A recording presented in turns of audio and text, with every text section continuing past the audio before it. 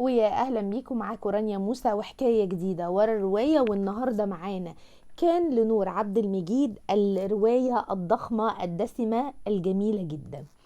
بتبتدي احداث الروايه بين اسرتين او بتدور على اسرتين.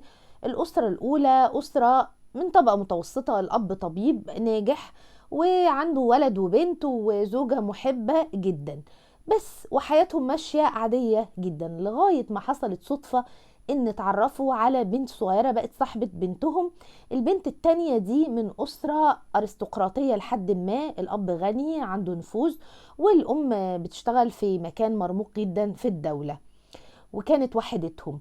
بس في فرق، الأسرة الأولى فيها حب وحنية، أسرة شبه كل البيوت. الأسرة التانية بقى الأب عنيف وقاسي جدا وبيقسو جدا على الزوجة وعلى البنت. البنت وهي صغيرة كانت بتستغرب ان مامتها بتتضرب وبتتهان وبتسكت وبتروح تستخبى جنب بنتها في سريرها بالليل، وده عمل عقدة للبنت جامدة قوي. ولما كبرت شوية البنت جهاد راحت سألت في دار الإفتاء، لأنها لما كانت بتقول لمامتها ازاي تسيبيه يضربك كانت بتقول لها من حق الزوج ان هو يأدب مراته، بس ردوا عليها وقالوا لها لا، والآية المذكورة في القرآن مش بمعنى الضرب اللي هو الضرب الإيذاء الجسدي، لا، الضرب هنا بمعنى الهجر. فالبنت بتطلع وهي كارهة نموذج الأب القاسي، كانت شايفة الحضن والدفى في الأسرة التانية. والدكتورة آية اللي نجحت انها تحقق حلمها انها تكون طبيبة زي والدها، كان حلمها ان هي تلاقي الحب الحقيقي زي ما هو موجود في بيتها. بس كمان هي كانت شايفة ان الثراء اللي عايشة فيه جهاد كان برضو حاجة شغلاها قوي. والبنتين بيتخرجوا على امل ان هم يحققوا احلامهم.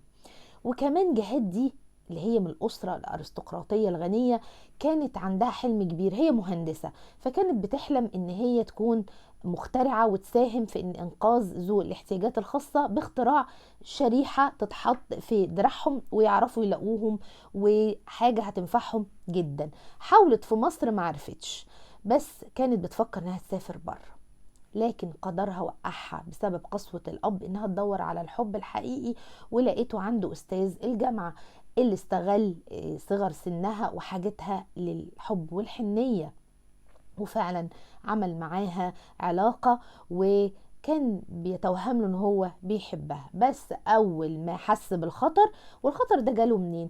جاله من حاجتين: ان ابنه كان زميل لجهاد في الكلية، فالولد حبها لان هي كانت تتحب، وهنا كانت الخطر الاولاني، وكان عايز يخطبها كمان.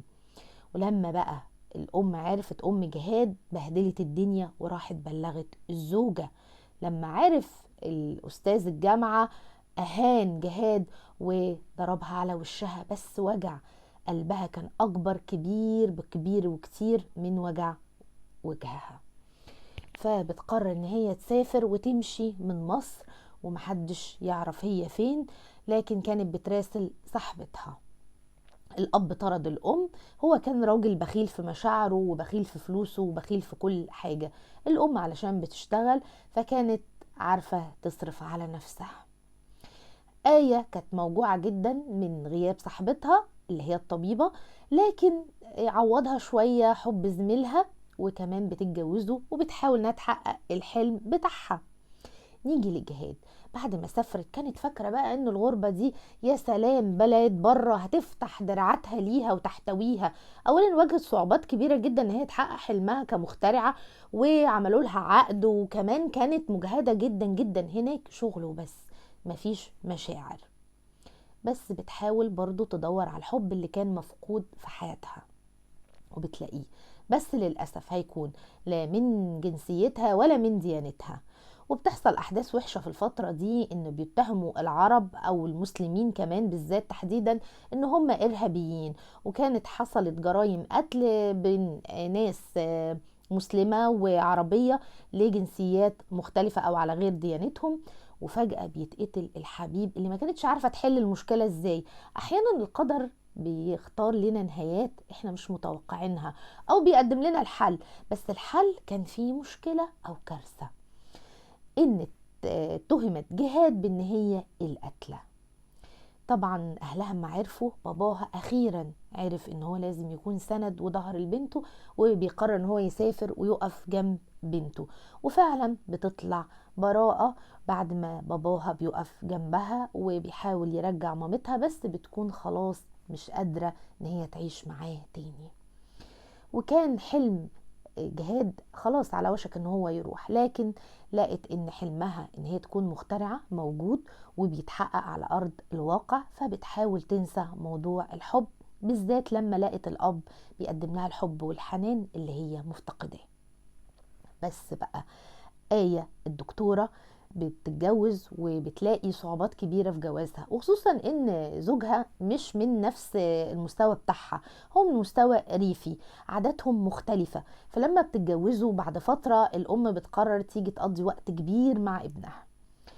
الابن بيخاف على مشاعر امه علشان ما يبينش حبه لآية قدامها، فييجوا مثلا قاعدين يتفرجوا على التيفي، يخاف ان مامته تزعل فيروح يقعد جنب الام ويهمل الزوجة.